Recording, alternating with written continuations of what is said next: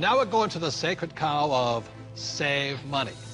And in 1971, President Nixon took the dollar off the gold standard, basically took the world off the gold standard, and money was no longer money. So people are no longer saving money.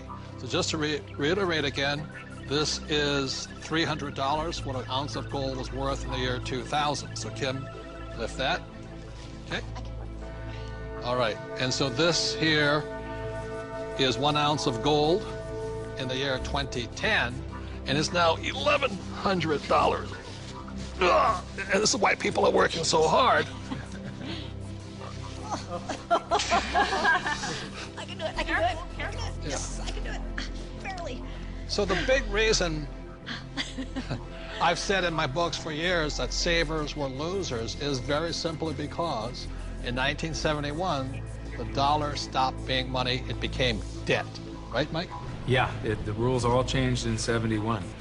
Before then, somebody, when they became working age, they could expect to put away 10% a year, and by the time they got into their 60s, they could retire on their savings account and expect to live off that interest.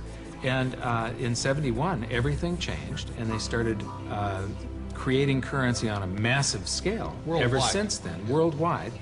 And that is what causes inflation and the loss of purchasing power. So people thinking that they can retire, you know, back in the 50s, if you got $100,000 or $50,000, you could retire on that. Yeah. You know? So for my mom and dad, you know, the World War II generation, the industrial age generation, it was very smart to save money. For our generation, the baby boom generation and on, saving money could be the most stupid thing you can do because the system is stealing your wealth through the very thing you work for, called money, which is not money anymore. Right. Real money is actually gold and silver. Money has to maintain its value over long periods of time. Currency doesn't have to. And this is historically, has always been, for thousands of years, this has been money. 5,000 years this has been the predominant currency. It became money when somebody minted it into coins in Lydia in about 680 BC. And each unit had the same buying power as the next one. They became interchangeable. So let me ask you this. This printing of money out of just paper, this has been tried before, hasn't it? Many, many, many times, and there's always one result. You get far, far higher prices of everything, but especially real money. When they start creating a whole lot of currency, eventually gold and silver lie in wait.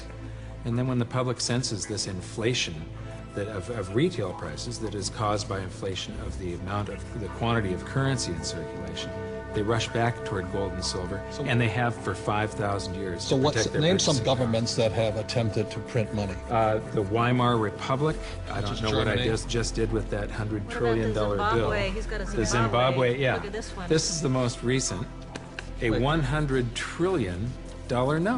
You know, this is the largest note ever printed, 100 trillion. And this was printed in 2000.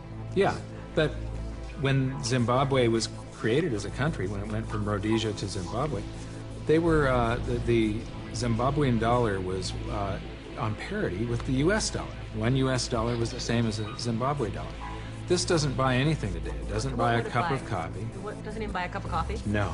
In fact, they have ruined it by putting ink on it. You can't write you can't write a list, so it would have been more valuable at this point if it was blank. Right. See, the Greeks did the same thing when they started clipping coins. They just take the silver off of it. The Romans tried it, the English tried it, the Germans tried it, the Chinese tried it, and now the US is trying it. Yep. And so that's why saving money is probably the biggest mistake you could make right now, because today money is no longer money.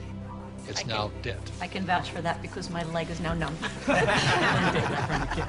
So all currencies throughout the world are in trouble, the same way this Zimbabwe dollar is in trouble. And that's the problem with saving money. After 1971, it was no longer money. More than 70% of all the currency on the planet is US dollars. If the US dollar goes, the world goes with it. I'm preparing by getting fully diversified. I buy both gold and silver.